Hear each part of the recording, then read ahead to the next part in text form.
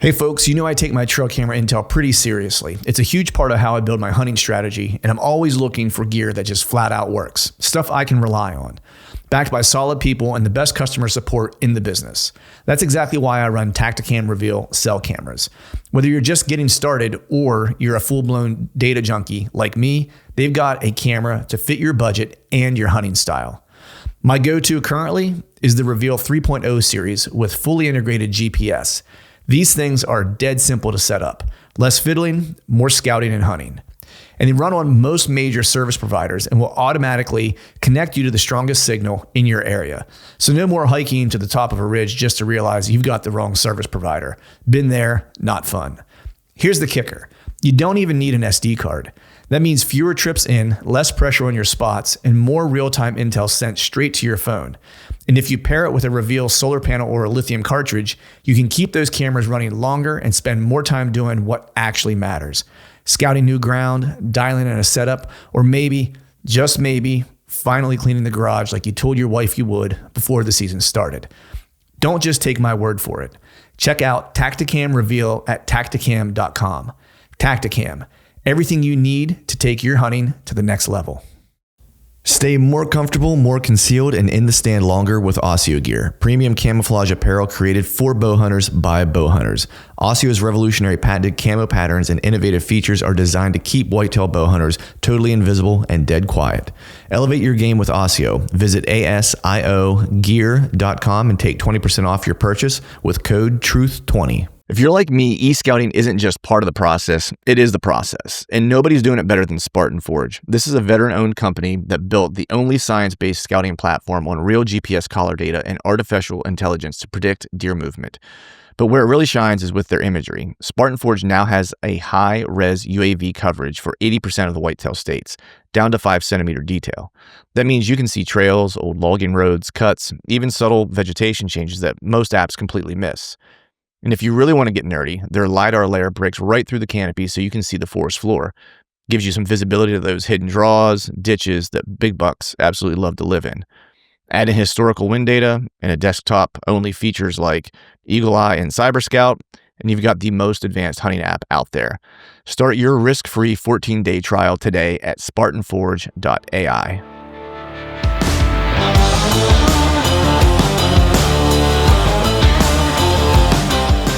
Welcome to the Truth from a Stand Deer Hunting Podcast, brought to you by Tacticam Reveal Cellular Cameras. I'm your host, Clint Campbell, and you're listening to episode number 470.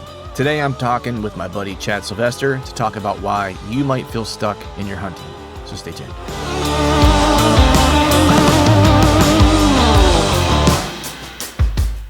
All right, folks, welcome back to another episode of the Truth from a Stand Deer Hunting Podcast, and keeping true to our word, almost monthly, close to it. We bless you with the presence of one Chad Sylvester. What's going on, buddy? Too much, man. What's happening? Well, you know, it's the Thanksgiving holiday. I think people can give thanks if they get to see Chad Sylvester another month on the show, right? So that's maybe if they retroactively give thanks, right? That would be one thing maybe on their plate. I'm not sure how to follow that up. I think I should apologize because I think that's pretty much just like a flat out lie. People probably hate seeing my face. Nice. So we're fresh off the Thanksgiving holiday. So curious. I'm always curious to people's traditions. I'm a pretty traditionalist kind of guy, not overall, but like when it comes to holidays like Thanksgiving and Christmas, it's like I'm very traditional.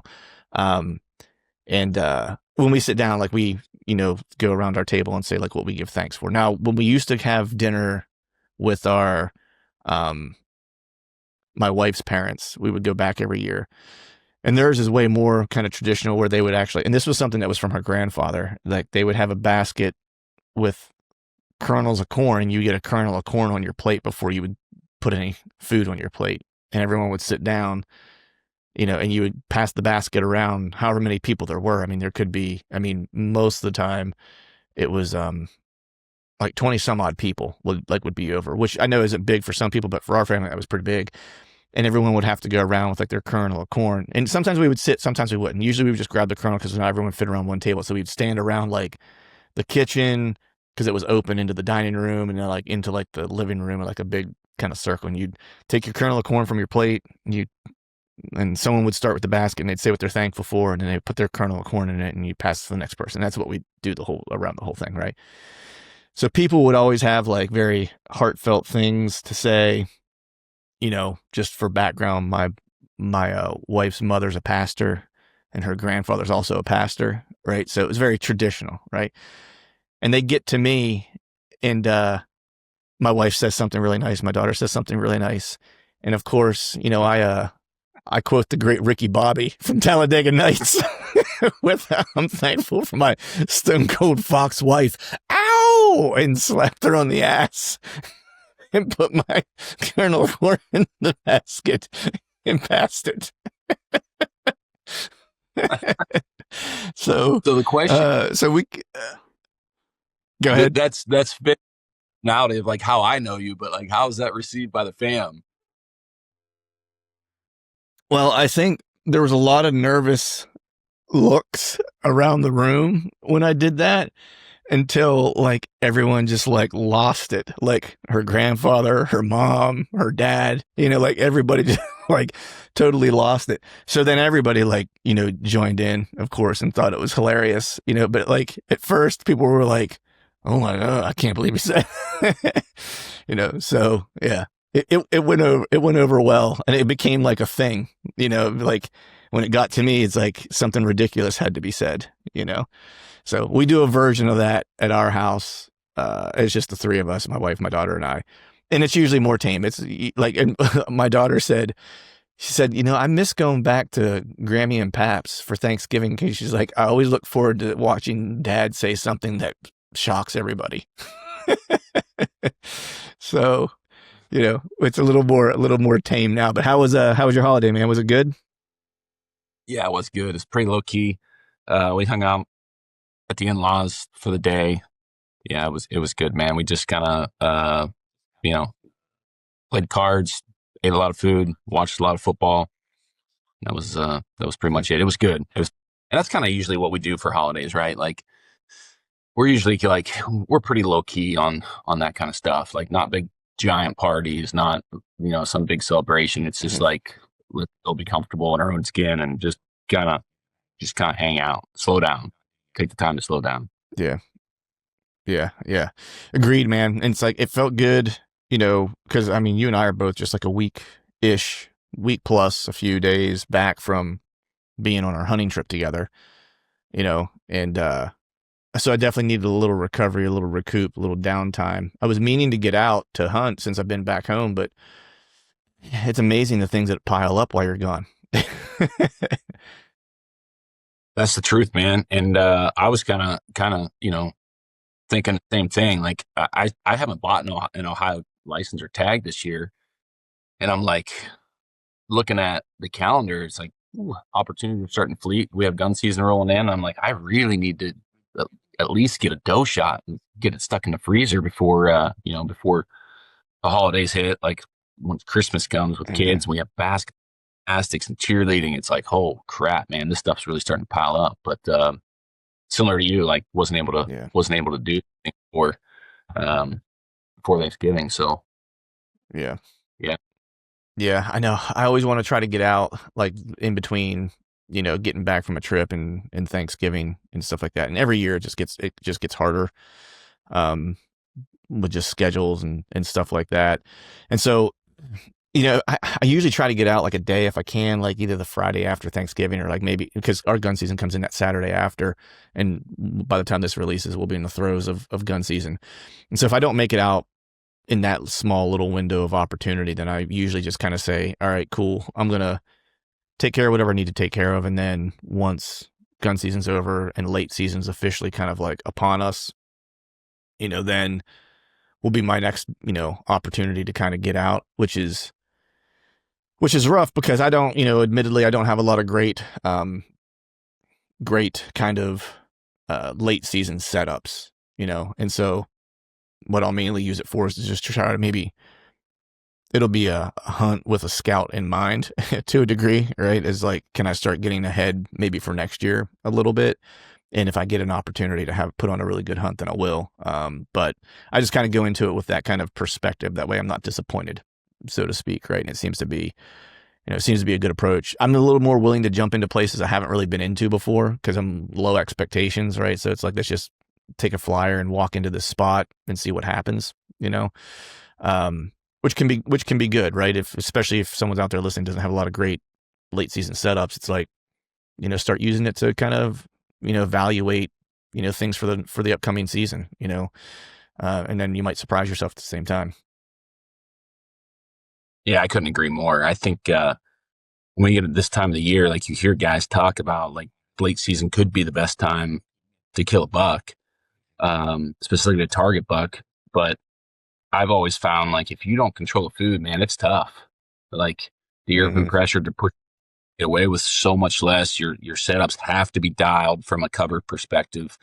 And then like a lot of the stuff that you and I do on public, like we don't always control that primary food source. And like, then you're trying to play the weather game, right? Like there's times where, we do get good weather and you control the food, like those hunts can be great. But it's tough from, I think that you kind of hit the nail on the head. Like you have to have perspective of what your expectations are, not only tied to your capability, but like the kind of pieces that you're actually hunting, right? I think that plays a lot into like season success for sure. Yeah, I think too, and I think to add on to that is that even if you're hunting, at least for me, I have such an aversion to going to somewhere that has like a destination food source, just because fundamentally we kind of know that it's gotten pounded, right? Because I can think of a couple places on some public pieces that I hunt that does have where the state does put in some form of food. Now it's not, it's not a highly managed kind of food source, so to speak, right? But it's definitely kind of, what I would say would be like the only destination kind of places like on the piece outside of like some clear cuts and stuff like that are, early growth. But that's been pounded. Like, every guy who's hunting that general area knows it's there too. They're spending time there in archery season. If you walk around it, which I have because I've scouted around some of these areas, there's cameras hung in like all the obvious, field edge places and stuff like that. And of course, you're not going to hunt right on the edge, but like that adjacent area, because it's the food source area in the whole piece, right?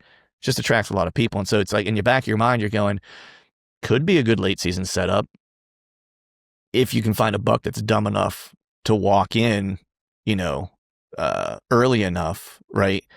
Given the fact that how many people have probably hunted that over the past several months now, right?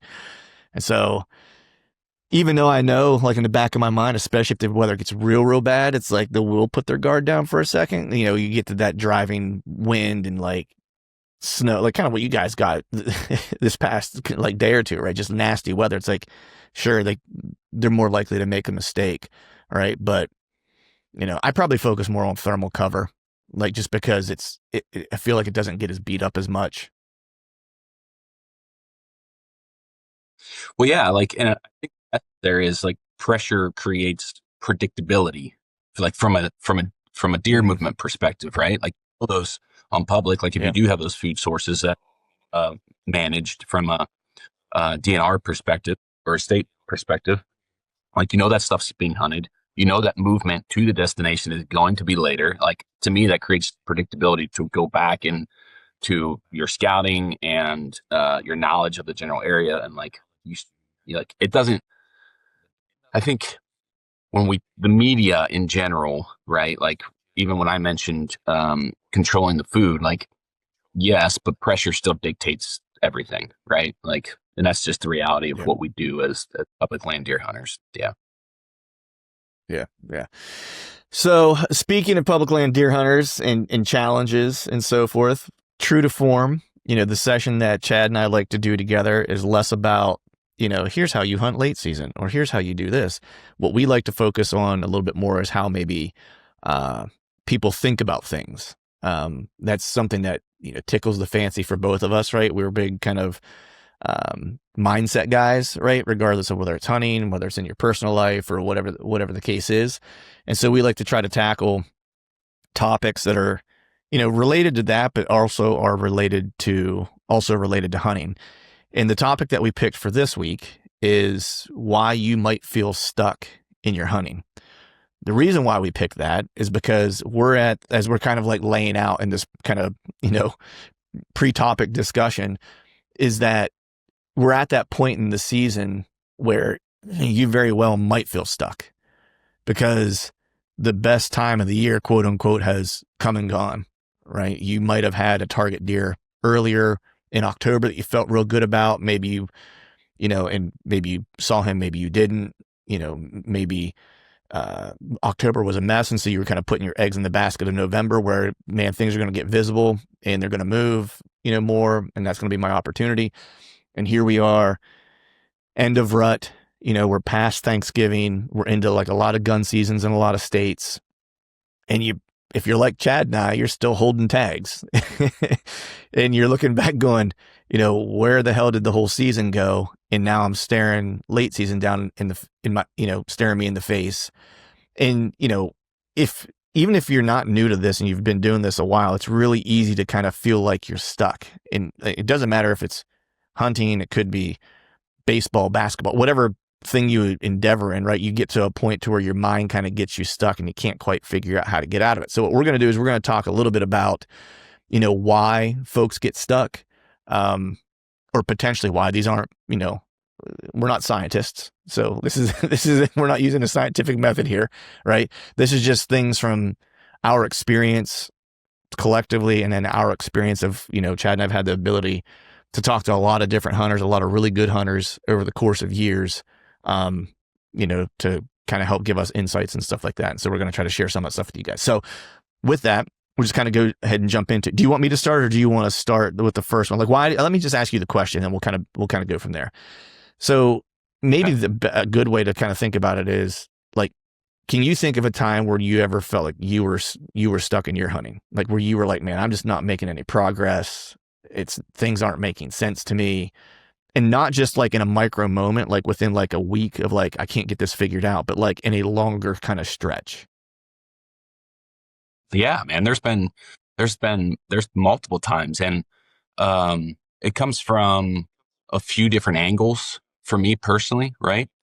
I think one thing, that I constantly complain about, I'll use the word complain or bitch or moan, is the opportunity for access. Like, and I can sit here and honestly say, like, over the last 6 or 7 years, I've complained about like access close to home. Like I can't hunt close to home because I can't find a deer, or I find a deer, I can't get access to it. And it's like, okay, well, let me audit that. Like, what am I doing to solve the problem? Like, I'm not doing enough to solve the problem, and the problem comes back to access and putting in the work throughout the year, regardless of what time it is. It doesn't necessarily always have to be in the off season or the post season or spring scouting or summer scouting.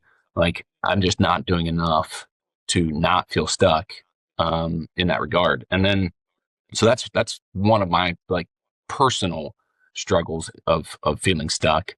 And that's more like close to home. But the other side of that is, I'm trying to think of best way to frame this up. It's like the scarcity of opportunity creates too much emphasis on a particular hunt or a particular trip, right? So like we all are, like life throws us all kinds of obligations and responsibilities, whether it's work, family, kids, all of this stuff. So for me personally, there are times where I feel stuck, like where I put a label on a hunt or a trip thinking like, I have limited opportunity. This has to be the one. This pressure. I don't want to me risk adverse. But the ironic thing is, like, when you start to have that mentality, like it causes you to plateau, right? Like you're not going into things with an open mindset and like crafting those expectations that we've talked about in the past. It's like, hey man, I'm in the plains for 4 or 5 days. Like, this is it. Have to make this one count. So I think those are two things, like, personally, I can say over a longer period of time, I have felt stuck in some capacity. And it's not, and it's always different, right? Like it's not a year over year over year issue. It's more of like, hey, this is my body of work as a hunter over the last 2 decades. These are the common threads where like sometimes I do feel stuck in those capacities. Yeah. I think there's a couple things there I want to unpack that I think you mentioned, like the year over year thing I want to get to. But the one thing I will say is that just as like one of your good friends that's hunted with you a fair amount, like I've seen like incredible, like measurable growth, like from you in that particular area of getting unstuck. And I'll give you the example, right? I'll give you your flowers here. the like, so I think the perfect example is like years ago, you were hunting that one big deer in Ohio, right? And that thing, I mean, it was just, that was probably the worst I've ever seen you stuck. And it was because you were trying to solve a particular problem, like a challenge, which was that deer, right? And it was an all in or nothing. You could say that, yeah, you were trying to solve that puzzle, but you could also say of like in solving that puzzle, you were getting stuck to a degree because you were like the blinders were kind of on, so to speak, right? And then fast forward to this year, we get into country in the plains. You know, you did some driving and glassing. You know, I gave you whatever intel I had whenever you showed up, like, hey, there's a lot of pressure here, there's a lot of pressure here. You ended up going to a place where you had success before, and as soon as you got there, you found a giant. Like, you know, biggest deer you would have ever killed, and you've killed Boone and Crockett deer, right? And you were on him, right? To the point where you got a stalk in close, right? Didn't go the way you wanted. And it wasn't like you wanted to try to find that deer again, but you took an opportunity at a deer that was probably, you know, just to put a number on, that deer was in like the mid to high 180s. You took an opportunity at a deer that was probably in the 30s. And to me, like that to me is like that, what you're kind of talking about, which is like having that open mindset when you're on these hunts and you have a idea of what they could or should be, where you were like, when you showed up, it was what you hoped it would be, right? You found that deer. And then once that, you know, situation kind of materialized as it did, you immediately kind of switched your gears and your focus of, if I can find him, great, but I'm not spending like the next 4 or 5 days hope hunting. I'm going to take whatever opportunities come my way. Right. And I can't say if we were to go back like 7 years or whatever, 8 years in the trailer in Ohio, right? If that would have been your same approach. Do you agree with that or no? No, yeah, I would agree with that 100%. I think there was probably a time in my journey as a hunter where like I was obsessed around, and I still am attracted to big deer. Like everybody wants to kill big deer, right? But there was a level of obsession to it that was not realistic, even for a guy who, you know, was working in the industry, had a lot of resources at my disposal. And there were, yeah, like 1,000% during that time period. Like I was passing 130, 140 inch deer of like most. There's two ways to look at it, right? One could say like, oh man, I was really disciplined and focused on the goal of killing that one specific deer. And then to your point, like on the other side of that, like there was a lot of squandered opportunity that was not even thought about. Yeah, I think that's an accurate assessment of kind of the ebbs and flows that I've gone through over the last couple of decades for sure. Yeah. Right. And just as an observer, man, I've like, again, as your buddy who's been with you on a lot of these trips and stuff like that, as an observer, I almost feel like I just visibly, like it looks like you enjoy it now more than you did before. Yeah, I don't know. Like maybe enjoy isn't the right word, but like there's a lightness, like where it's like every decision isn't like like, I don't want to say life or death. It's not the right way to put it, but every decision isn't, you're thorough. You're as thorough as a hunter as I know, right? As far as like the particulars, the details and stuff like that. And that's not what I'm suggesting. What I'm suggesting is that the decisions that you're making on a hunt like seem like they carry less weight for you because you're open to whatever the possibility is, right? If that makes sense. Yeah. There's probably a little bit of a different mentality for me now. There's probably less imposed self pressure. It's like, go screw it up, whatever. Like, I'll go find another one. I'll find another opportunity. I'll create an opportunity. And to be frank, I think that comes from having different experiences outside of the whitetail world. I think that some of that relates to Western hunting. Like, hey, you don't know everything. Like, unplug from the media for a little bit, and then let your own kind of judgment, intuition, gut instincts allow yourself to make decisions, whether they're right or wrong, and then learn from them and kind of self audit, if that makes sense. And I think that has probably played into the way that I specifically approached like this whitetail season, and seasons in past, I guess, the last handful. But yeah, I think that's Right. I think that's accurate. Yeah. Yeah, that's an interesting kind of perspective. Like that, I think you're right. I think when you take on new tasks or challenges that maybe are outside of things you've done before, it gives you a license to make some mistakes. A license, I think, that maybe we don't give ourselves very often if we're in a place or a hunt or a position that we're well educated in, or we have a lot of kind of knowledge of. We probably don't give ourselves as much latitude to make those mistakes or those learning experiences. I think where the magic starts to happen is whenever you start to, I think we have to use I don't have a great way to explain it, but like a Trojan horse to get ourselves to think that way. Like we can use one thing to kind of adapt our thinking. And then when we come back to the thing that we have a lot of knowledge in or a lot of experience in, we kind of we carry that same mindset with us, as opposed to, falling back into kind of old traps, if you will. For me, I think my biggest thing that's kind of roadblocked me to a degree is just time. That has always been kind of, I think, my biggest limiting factor to a degree that would make me feel like I was stalled. And it's because you get excited when the season hits, and so you kind of run into it. And you try to hunt as much as you can, especially if you're a working person, like a normal person. You hunt every opportunity you have available to you.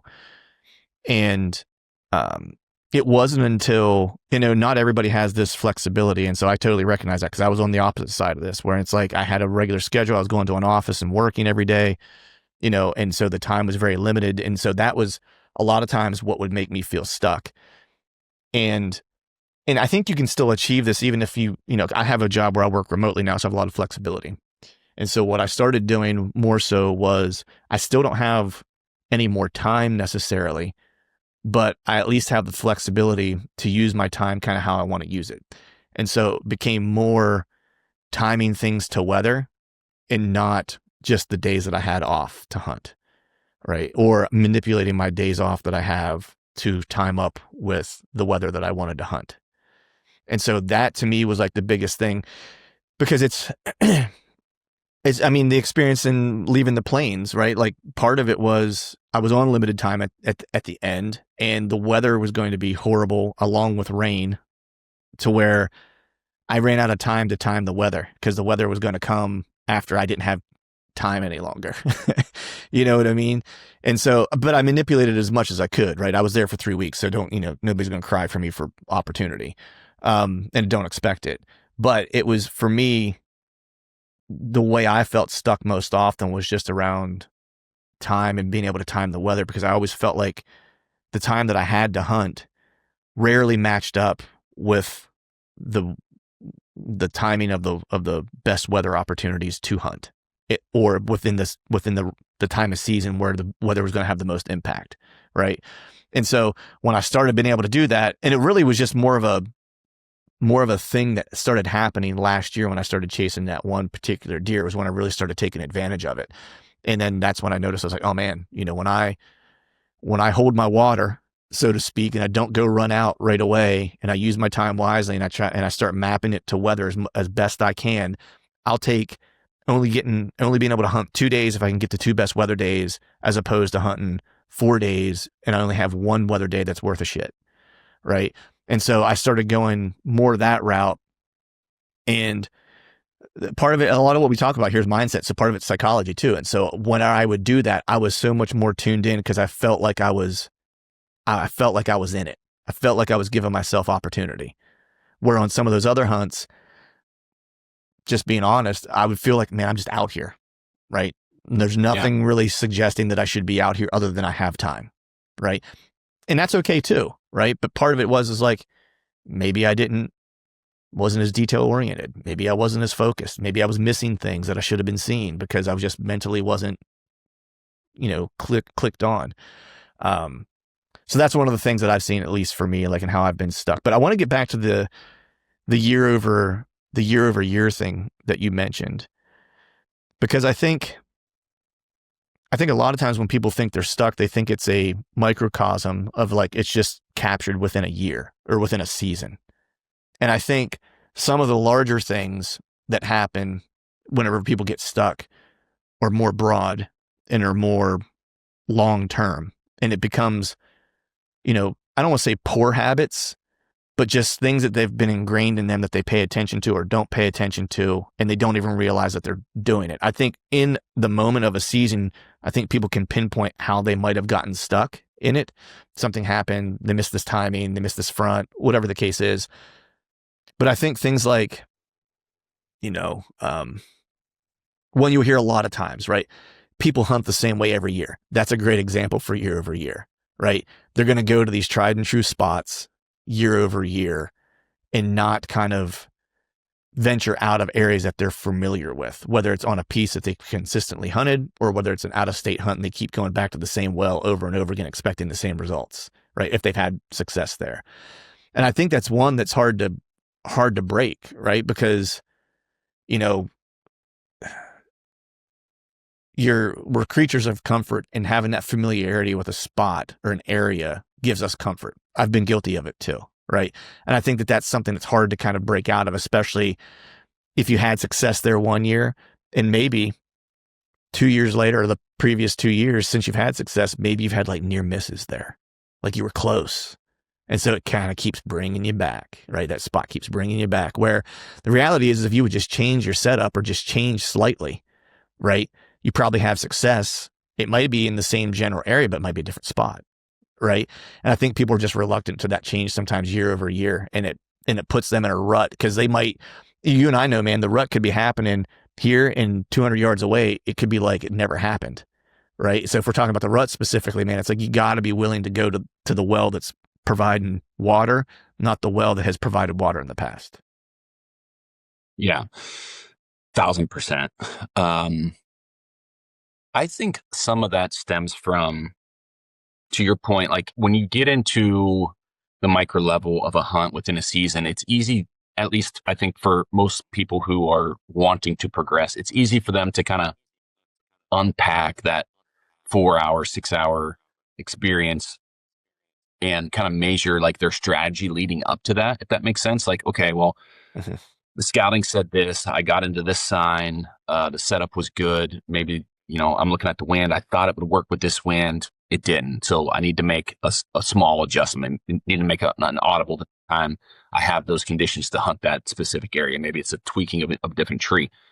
I think there is another level to taking a 30,000 foot approach and being able to unpack that strategic thinking, the execution, and how it played out at a macro level over not just maybe a year, but maybe 2 years, maybe 3 years. And I think having the ability to do that is going to give you an audit of kind of the self system that you've built, right? And I think that's a hard thing for a lot. It's hard for me to do. Like and I think there's a lot of people that don't always take the amount of time to look at it from that high of a level, because personally, for me, I can't do that in a 4, 6, 12-hour, 24-hour period. Like I can't sit down and say, okay, I have 2 hours on the Saturday afternoon. I need to go back and look at my body of work over this past season in 2024 and 2023. It's like, dude, I have to think about this on and off consistently. Now, like I'm not the sharpest crayon in the art box, right? Um, that's the only way I can kind of keep a finger on the pulse of what I'm doing. I have to think about it over and over and over and over. And then like all of a sudden there might be a light bulb moment that happens 4 months from now. And I'm like, oh man, I need to like, this is part of the strategic thinking that went wrong in my approach to that year. Like I need to change this, or I need to look at it a little bit different.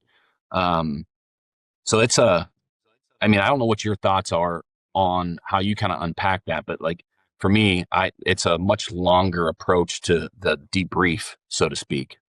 Mm-hmm. Yeah, I'm similar to you. It takes a while. The reason being is because you've done your scouting, and if we're talking about getting stuck in like it's a spot you keep revisiting or that you want to go back to because it's been good, right? And maybe years after that, it maybe decreases to a degree. Like I'm dealing with that right now, right? But it takes a couple seasons for me to kind of buy into it because there's a reason why that spot was good in the first place, right? And so you have to start to figure out, if we're just talking about, isolating, you hunt the same way every year, right? Like macro level, I started changing, you and I both did, heading out west, hunting more off the ground, more spot and stock stuff, right? So adding new tools to our tool belt, so to speak. But if we're talking about an area that you've hunted and you kind of keep hunting the same way in the same area and stuff like that, like I need to figure out why it's not doing the things it has done in the past, right? Which is another point. It's like sometimes people don't ask the question why, right? And that is why you get stuck, right? And that's kind of like what we're leading into. It's like you hunt the same way all the time.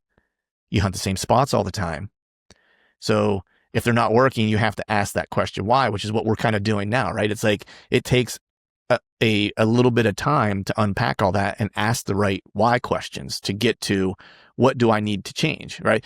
And so I'm kind of dealing with that now, where there's a couple areas that I like to hunt, and it's not a particular how I hunt them or when I hunt them even. It's just more so, should I even hunt them anymore?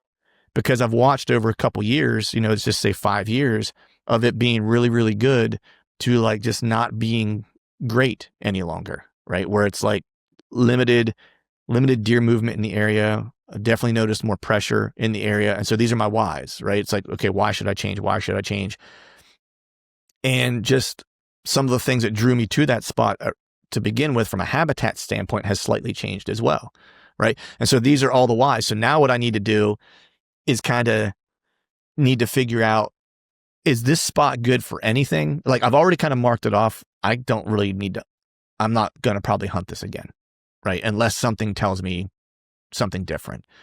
Now, what I will use it for is still like a camera setup, right? Because it gives me some decent intel, but it's not an area that I want to hunt per se, right? And so I think for me, it starts to go back to just making sure, you're always asking the question why whenever you start to get stuck, because that's how you'll start to you'll probably pull at a lot of wrong threads and ask a lot of the wrong questions. But that's all still helping you get there. Like you need to ask all of those and be wrong and go, that wasn't right. No. And that's why, when Chad says it might take 4 months of constantly thinking about it, that's why, right? Because you ask a question, you confirm, you validate, or you don't. And you're like, okay, well, that wasn't true. So what do I think is the next thing, right? And we don't all have all the time in the world, so it might take a couple of different scouting sessions and stuff like that. So it might take you, like for this particular spot that I'm talking about, like it took me 2 seasons to figure out that it's not worth me spending any time in. And it might take me another 2 seasons to figure out, I don't think the deer went real far, but it might take me 2 seasons based on time, priorities, other places I'm scouting and hunting. It might take me 2 seasons to figure out, okay, where did they go? Right? And so that all kind of plays into it. So it's, I don't want people to think like they got to have the answers right away. It usually doesn't happen that way. But if you're not asking the questions why, like it's impossible to reverse engineer what you're seeing to like a truthful point, right? And that's ultimately what you kind of need to do, you know. Otherwise, you just kind of start getting the same results. You go back to the same things over and over again because you're comfortable. So you continue to do the same stuff just because it's like, well, I don't know what to do, so I'm just going to do this, right? But if you didn't put any thought into it and you didn't uncover the whys behind it, you know, you really didn't give yourself a fair chance. Yeah, we're mistaking motion for progress, right? Like we're still doing Dude, something. that is so good. Yeah. We're still doing something, so we're trending in the right direction, and like that's a false narrative. Like we got to be very careful about what we tell ourselves. Well, it's like people mistaking having boots on the ground for like being effective, right? Scouting. Like people like will say, I did 500 miles this year. It's like, well, man, I'd rather do 50 and it be a good 50 than 500 and 500 of it being ass, you know? Yeah. So I think there's that too. It's like where don't get caught up in what other people are doing and how what their process is or what their operation is to work. Cause truthfully, like you don't know if it works or not. They could be telling you it does, but you know, everything you see online, just assume it's a lie. Right? Including me. Like, you know what I mean? It's like the, you know, do the right work. Not a lot of it is the right way to do it.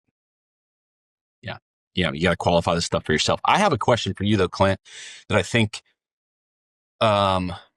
probably there was a point that you made about being stuck on time. Right. And this is, I think would be valuable for a lot of listeners that are probably battling the same thing. Cause I think it's a common thread that a lot of us have to deal with it. And it ties into, we've never been more educated on whitetails, hunting strategies, tactics, like, and your point about the weather of being able to kind of harvest your time where you have the best odds based on external circumstances, right? So going into that, knowing like, hey, when this front hits, my odds are 3 times better than what they were 3 days ago when the weather was stagnant. How do you, this is kind of flipped the other way, right? For guys who are on it, like set schedules and know that like their schedule's not aligning with those best weather days and like the odds are not in their favor. Like, how would you advise someone to kind of combat that mentality? Because you could also feel stuck. Like you could feel stuck the other way of like, man, this is terrible. Like I haven't built my life in a way where I can really pursue my passions at the capabilities I desire to, right? Yeah. And going into those hunts mindset of like, this isn't the best weather day. Like, what the heck am I doing? Like, you're kind of shooting yourself in the foot. So I guess over time, before you had the capability of, you know, manipulating your schedule to those best weather days, like, how did you approach that? Man, it was less than ideal. And that was most of my hunting life to this point up until like the past like two-ish years or so. Right. The one thing I would do is I would, you know, and a lot of guys probably already do this, but I would like backlog my days of being able to take off my days. And I would just try to time the time of year that I really wanted to hunt. And then I would cross my fingers at like that time period that I'm going to take off like 10 days and I'm going to be able to hunt for like 2 weeks straight, that I'm going to get 3 or 4 like straight days of like really, really good weather. And that's when I got to be ready. Right. Like, so if I'm going on an out of state hunt, you know, I'm going to take 2 weeks off. I'm going to bank on the fact that I'm going to cross my fingers and I'm going to get like 3 to 4 like primo days, right? It doesn't always happen that way, but I'm going to like plan on that.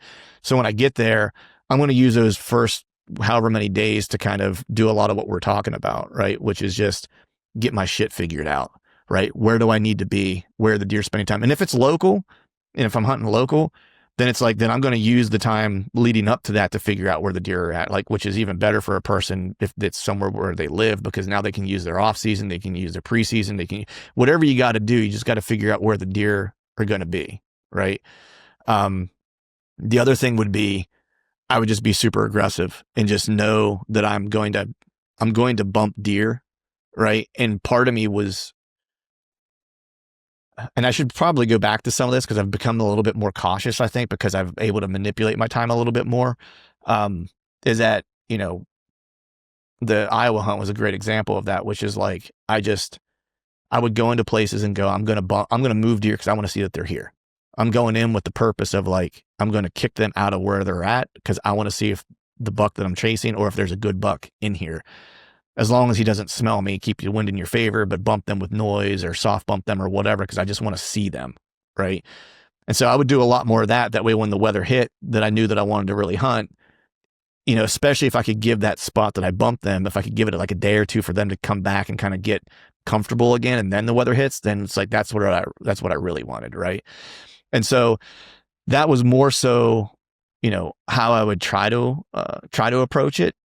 And then if that wasn't possible, then I was just trying to make the best with what I had. You know, my expectations and my goals would maybe change with that, right? Where it's like, all right, well, I don't have great days, so my encounters are probably going to be limited. So if there's a deer that comes in that gets me excited, like I should probably let an arrow go, right? Because I don't know if I'm going to get the opportunity again later, right? If that's what you want to do, right? It's your hunt. You got to be fulfilled with it, whatever it is.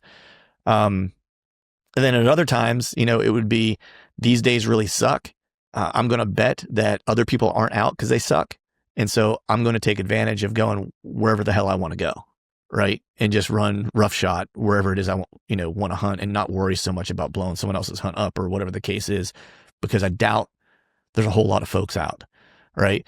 And so I would try to just find the silver lining in it, you know, especially in a high pressure state like PA, where I would go, weather sucks, it's warm, as an example, great. I'm going to probably be the only person in the woods today. So if I know of an area that should be good or that deer are spending time in, I can probably hunt it, and I'm going to bank that nobody's going to bump these deer. So if I know what they want to do, I should be able to kind of get in between of where they're at and where they want to go, right?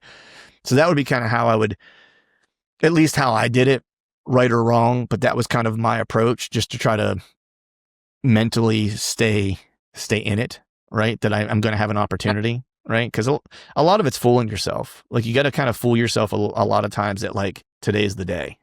Because if you don't, it makes it real hard to go out and do all the stuff you need to do. Yeah. No, I love that answer. And I think it tied into kind of my point about the over attachment to every specific hunt, right? Like, I think that there's times where we go in and we tell ourselves, whether it's right or wrong, that today has to be the day. But like, not every hunt has to be about filling a tag or accomplishing the goal. Like, it can be chipping away at that statue that you're trying to mold. Like, step one is, I'm going to gather this piece of intel. Step two is going to allow me to take that piece of intel and confirm or qualify that piece. And then step three is like, okay, I qualified the piece of the area. Now I need to qualify the spot, right? So I love thematic thinking about crafting those expectations of like the non-ideal days. Like, that's the reality of it. Like, we all deal with it regardless of, we have all the time in the world. Like, you know, you were able to afford the time to be in Kansas for 3 weeks, but that doesn't mean like that you had 3 weeks of primo days to go get it done, right? Like, you still had to chip away, qualify piece, qualify the spot with piece. So there's a lot that goes into dealing with like less than ideal circumstances.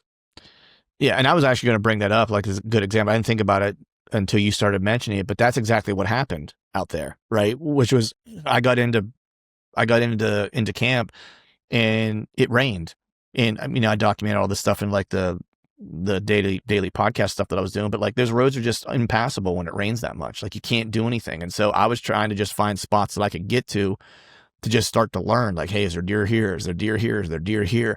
And I spent, by and large, like the first week, close to week and a half, outside of like the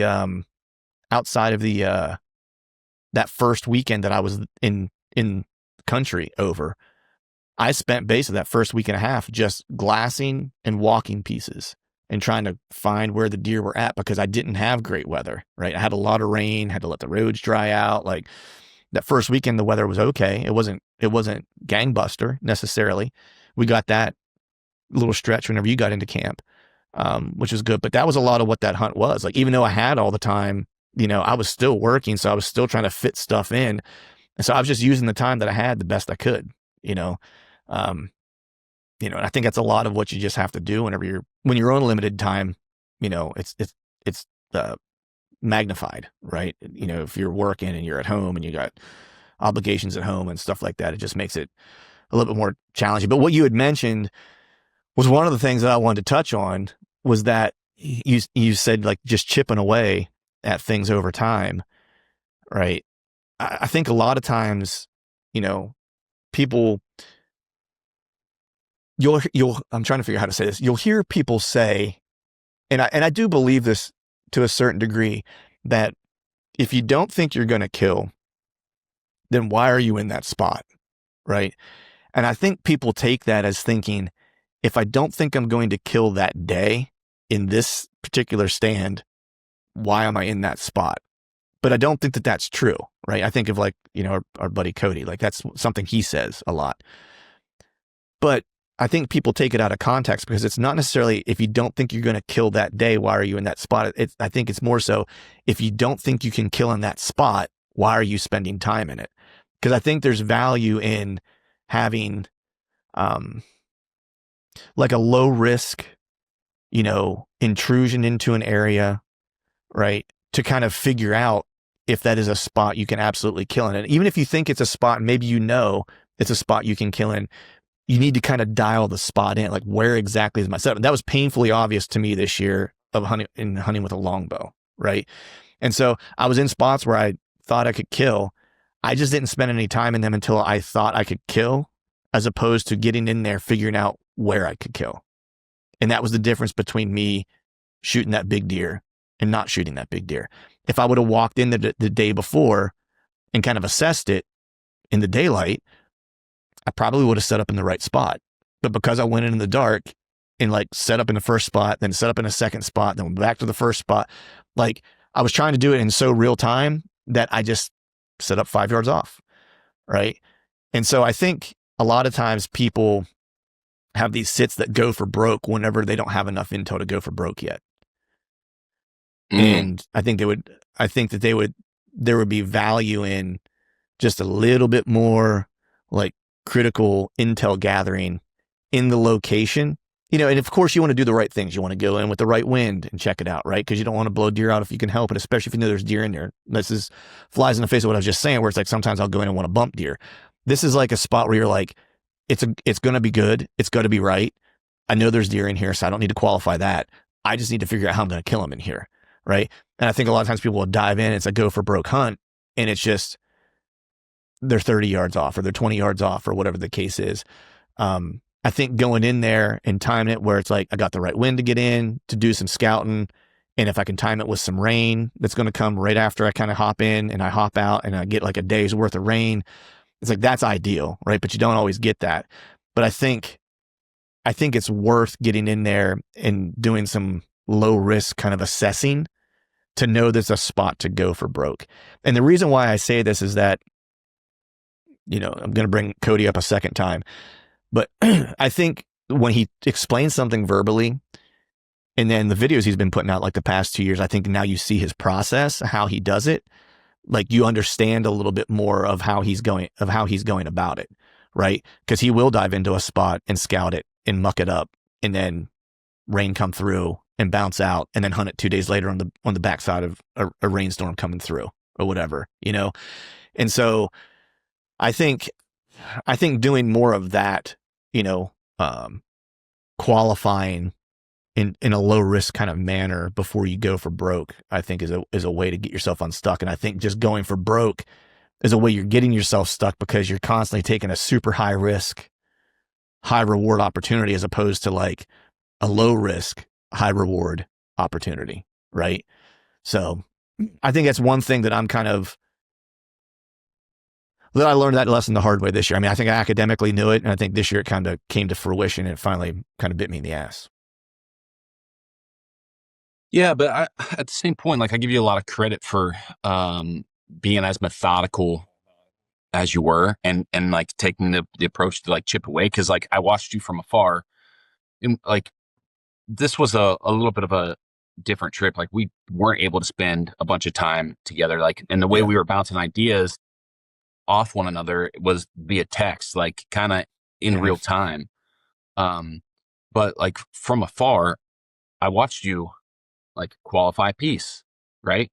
And like from one piece, you qualified a second piece, and the second piece was really what you were trying to get to. So it took you 2 steps to kind of get into an area, and then like you were patient and with glass and your scouting to kind of figure out the 2 areas within the piece, right? And I think like, listen, like, whether you want to call it being handicapped, or like the reality of it is there are levels to archery hunting, right? And like when you when you made the decision to go trad, like that adds another layer of complexity, and actually probably multiple layers of complexity, because there's ways that you need to maneuver a weapon to create shot opportunities within the opportunity that like a lot of people aren't thinking about. Like it's a longer bow, the bow's canted, like the setup has to be a little bit different. So it's not always just like,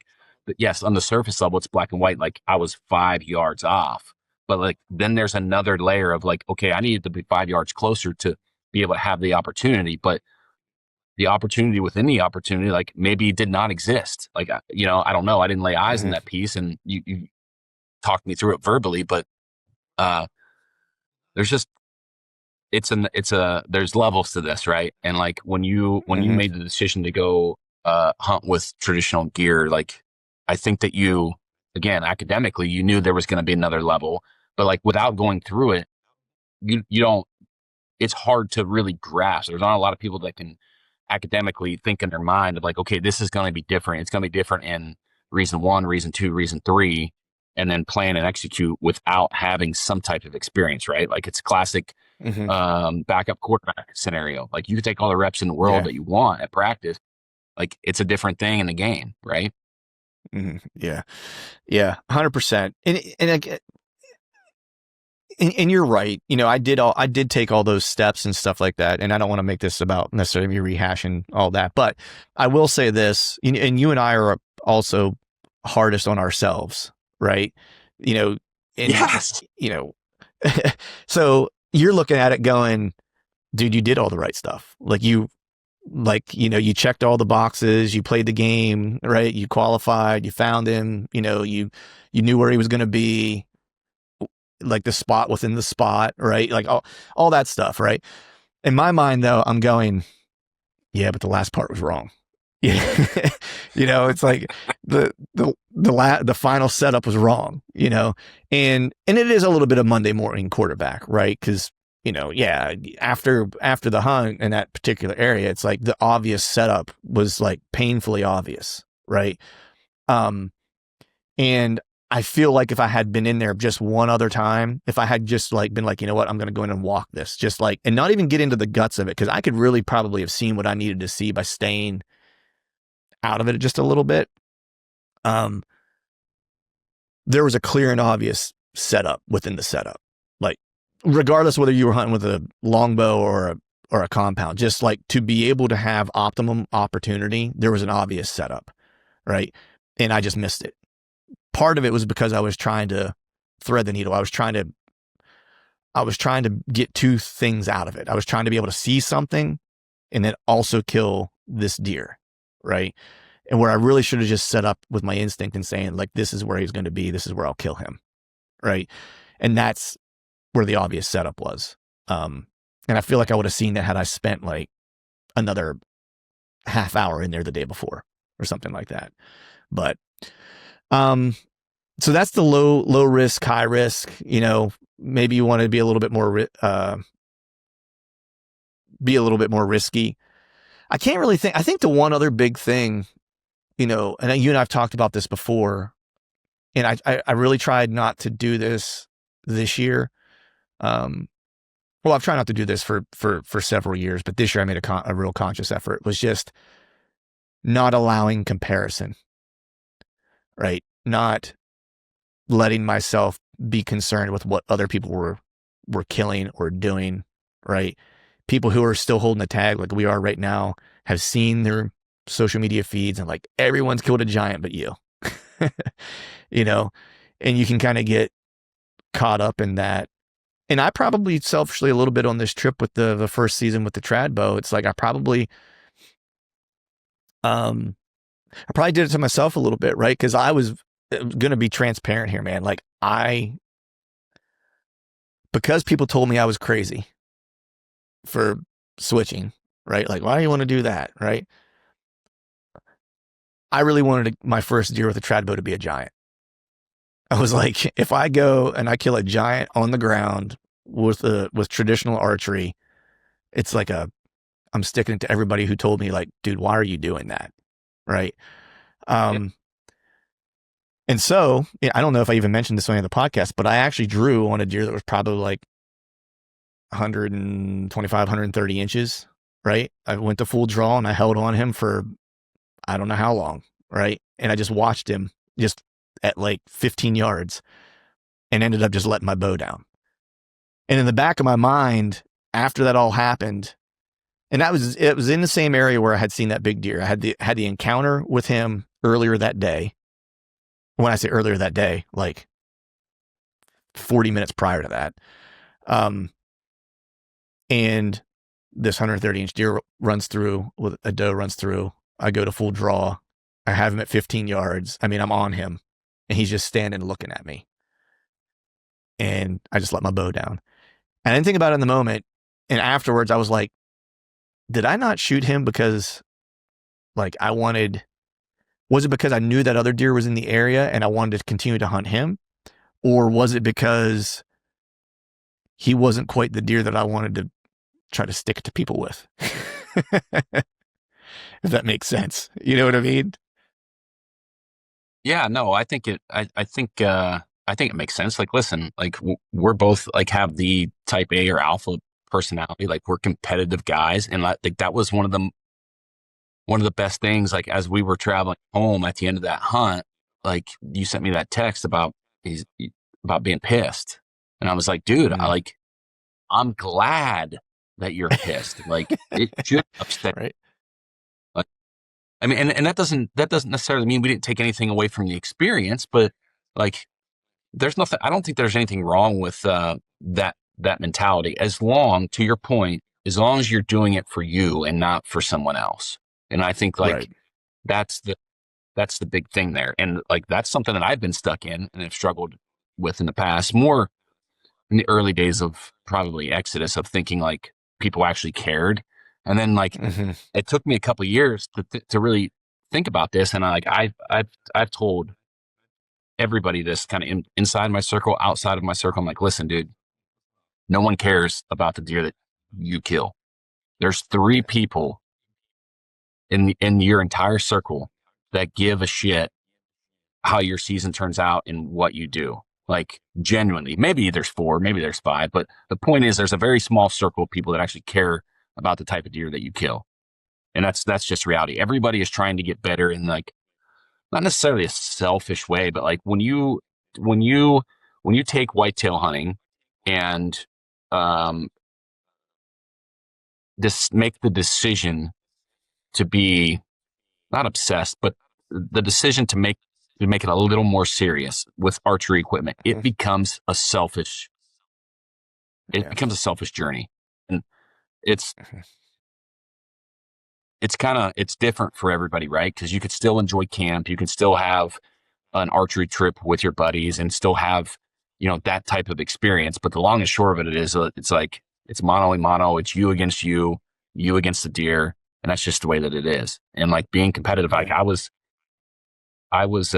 proud of you for you sending that text to me. And I'm like, and I forget how you framed it up. There might've been a follow-up or a pretext to that, but I was like, dude, yes. Like I'm glad that you have that mentality right now, because like that burning desire is going to make you better. Yeah. Yeah. And it was one of those things where it wasn't like, I don't want people to get things misconstrued here, where it wasn't as though I wasn't fulfilled with the hunt. That wasn't the case. I was very as happy as one could be with not filling a tag, right? Like, had great experiences, was close to a big deer on multiple occasions on the ground, like everything that I wanted except fill in the tag, right? And we don't always necessarily control that.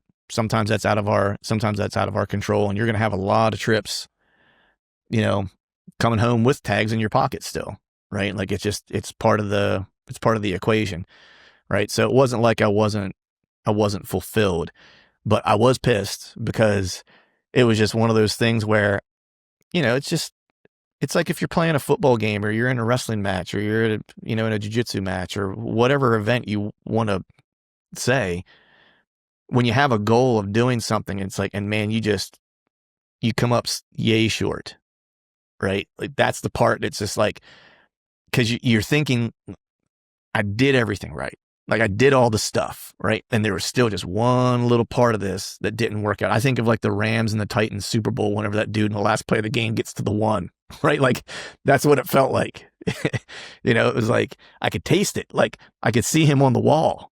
I was like, I already had picked out where I was going to put him. Like once I found him and I had like the first encounter with him, I was like, oh, it's just a matter of time until I kill him. I was like, it's just, I'm tightening the noose every time, and I was like, he's going to look great against that. He's going to look great next to that Boone and Crockett deer on my wall already. I was like, I've already got the spot, maybe that's part of the downfall. Maybe it's like, I thought it was a sure thing, but I don't like to go into things, thinking I'm going to fail. Right. So when I walk into like a hunt or whatever on these travel trips, and I know you do the same thing. It's like, I'm thinking I'm going to be successful. Like, I visualize it, like the shot, visualize hanging them on my wall, like all that stuff. Right. Cause otherwise I hate the mornings. I won't get up. I think that we've cut this up from kind of our perspective, but like from your listeners, like where else do you think people get stuck? Man, I think the biggest thing, if we were to wrap this in a nice tidy little bow, is just that you need to always perpetually be a student of the game. I think that's the biggest thing, is just you need to be curious about why things work, why things didn't work. What could I have done differently? Constantly auditing yourself, like as to like, is what I'm doing working? Is my approach correct? Does it need to be tweaking? Should I be borrowing something from this person? Is this part not work for it? Because I think sometimes we outgrow things and we just are unwilling to throw them away. Right. And so I think you have to be willing to kind of say, hey, this thing doesn't serve me anymore. It's got to go. Right. I think, self-evaluation and just being honest with where your skills are at. What are you good at? What are you not good at? Is something that I'm not great at it, can I become better at it? Is it worth my time spending to be better at it? Or should I just double down on the thing that I'm actually really good at and just be an expert in this thing? Right. And we talked about that, expanding, when to expand, when to kind of shrink, your approach. And I think, for me, I try to look at every hunt as like a rep. You and I are, like we were saying, like we're competitive people, right? And so we hearken back a lot to like what we've done in athletics or what we currently do in athletics. And so I think if you view everything as like a rep, it becomes less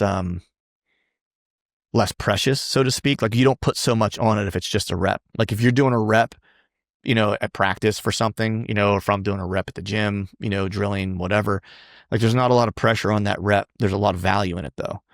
Right. But if every time you do a rep, it's in a tournament, man, that's a hard way to learn, Mm-hmm. Because there's a lot of pressure. And it's the same thing with a hunt. If your only reps that you're taking are high pressure situations, like you're not giving yourself the clearest mind to kind of see what's happening. So I think every time you're in the timber, scouting, hunting, whatever the case is, you need to not necessarily allow it to have the pressure of that I need to kill all the time on this one, right? Even though that's what we want to do. Let's not, it's like, we're going to be honest with ourselves, but view it as it's just another rep. It's just another execution. of getting better at my craft. And I think if you do that, then I think you're headed in the right place long term. Then I think all the stuff that we've talked about today becomes a little bit more clear for you. And you don't get as stuck as often because you have a way out, right? Getting stuck is just a feeling. It's not an eternity, right? And so there's ways to get yourself out of it, right? You just have to think a little bit differently. You have to evaluate. You have to be brutally honest with yourself. You have to ask the questions why. You got to be willing to make some changes, right? Like all those things. And if you view stuck as just like a moment as opposed to like a sentence to a degree, then I think you can get yourself out of it. But if you let yourself wallow in it and you don't use some of these tools or some of these ways of thinking to kind of move beyond it, then it does become a sentence, right? And it's probably a sentence that'll last until you decide to change that, I think we've both been in that too, where it's been a multiple year sentence of being stuck, right? Sometimes it's not just a season. Sometimes it's like 2 seasons in a row or whatever the case is. So I would say if I were to give them like a parting shot, if you will, or one last kind of overarching theme or approach, it's just be a student. You don't have to be the expert. You can always be a student. And if you are, you're probably not going to get stuck as often, right? Because you're always kind of trying to figure out what the next evolution or the next iteration is, would be my 2 cents. Yep. I totally agree, man. Like, be careful about putting labels on things. Whether the narrative's true, false, or indifferent, like if you tell yourself enough or think about it enough, like the belief becomes, it's kind of self-evident.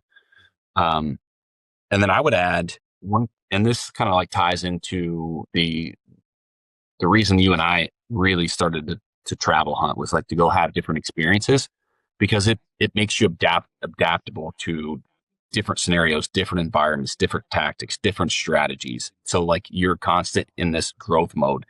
And then that also ties into like, I think I don't want to shoebox this, but there's like, when I think about the progress of most hunters, like there's probably 3 primary categories or columns, right? Like you have like the exponential growth, like when you first start, right? You're obsessed with consuming information. You're learning and educating yourself. Like you're high on the hog of going out and having experiences and figuring things out on your own. And then that's kind of like step 1. And then step 2 is like, okay, you have all this knowledge base, right? Then you like try to put it to work and you kind of hit this plateau, right? And I think like it's so important, like to self-disrupt when you get into that mode of like, hey, I know everything. Like I was there when I chased that big deer. I'm like, dude, I hunted that deer for 2 years. And like, I was never more confident in my beliefs, my strategy, and my tactic to kill that one specific deer. And like, he whooped my butt, man. And it was like, it was because in the moment I was not self-disrupting what I was doing, So I think, the goal plays into the fight. Yeah. Yeah, man, that's so good. That's such good advice. Cause as you're saying that, I think of, I was just having this conversation with my buddy, and it's jujitsu related, but it totally applies. And this is why I love both of these things so much, is because they absolutely, one applies to the other. Maybe not physical skill set, but the way you have to think and the way you have to grow, to kind of move to the next phase is 100%, aligned. Because what you're talking about is that that growth from a new hunter, or we won't even say a new hunter, because there's a lot of guys who have hunted most of their life but weren't disciplined or weren't students of it, so to speak, right? Because you could have a guy who's been hunting for 20 years and then all of a sudden be like, yeah, I'm not going to just go out on like the opener of gun season anymore. Like I'm going to start, like I'm into it now. Like, right. So there's a difference, right? So you could be hunting for 20 years and not know shit, just as someone could be hunting for 3 years and know a lot, right? Just depends on how much you dive in. Like, and that again is evident like in jiu-jitsu, right? It's like, I've been doing this 3 years and there's guys who've been doing it longer than me that maybe don't know as much or maybe aren't as capable, right? And that's just because they half-assed did it for a long time. I've like in a very dedicated way have done it for a shorter period of time, right? But what happens is that when you start, what you're saying is 100% true, that you know nothing, And so when you first start, just my experience in BJJ was that, man, you were seeing yourself jump levels continuously because you had zero baseline, right?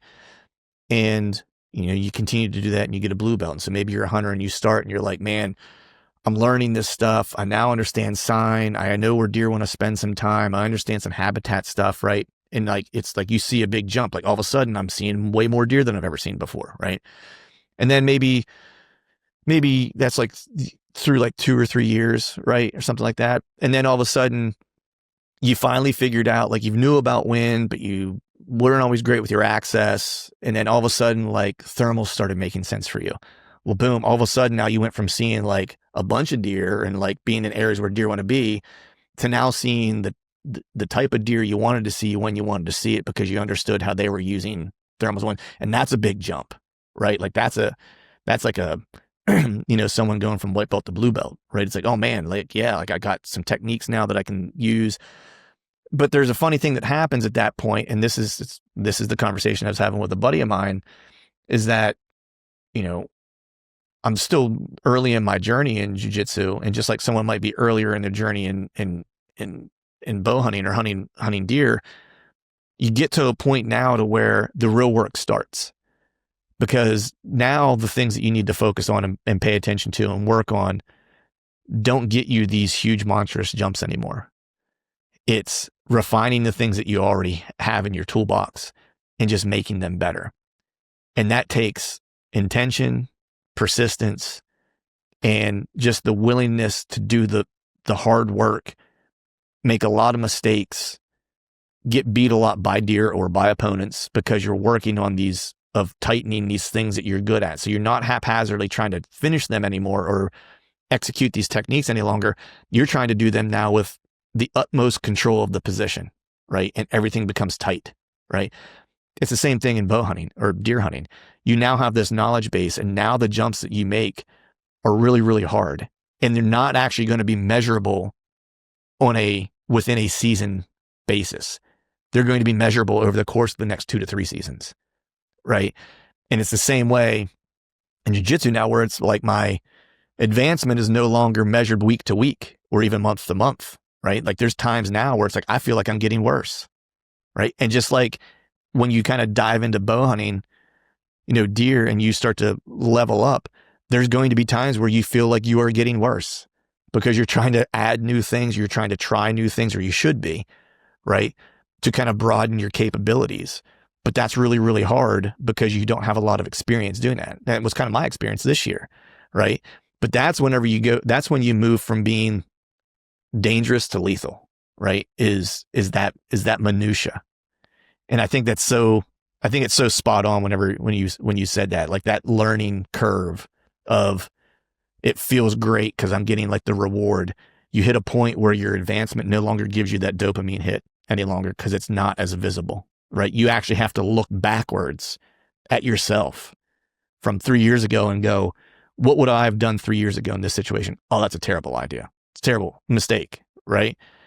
Like I would do this now. Right? Like, and that's how jiu-jitsu is, right? It's not about who can you beat in the room. It's like, if Clint from 6 months ago showed up, I would whoop his ass. Right? Because I've gotten that much better, but I don't really recognize it. Right? Like you can't tell. Right. And so you have to think about it just in the context of like, not what would Chad do, not what would whomever our hunting mentors would do, but what decision would I have made 3 seasons ago? And is today's decision better than 3 years ago's decision? Right. And if you can constantly say, yes, the decisions are getting better, then you're on the right path. Right. You just don't get the pat on the back as often. And you don't get the dopamine hit quite as often. But that's when you know you're really leveling up, is whenever you can't really feel it anymore. Yeah, man. I have nothing to add to that. That's pure bliss. That's whitetail. Right. Awesome, man. Well, I think it's a great place to shut it off, dude. I think we've covered most everything. Most importantly, be a student, and don't take ourselves too seriously. But appreciate you coming on, man. We had an early morning this morning. Speaking of the gym, I'm going to head to the jiu-jitsu gym now and take my lickings as I like to do on Fridays, and be better for it. So, appreciate you coming on, man.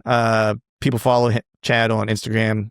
Check out what he's got going on for the rest of his season. Go kill a deer. Put some meat in the freezer. That's the plan, brother. Thanks for having me.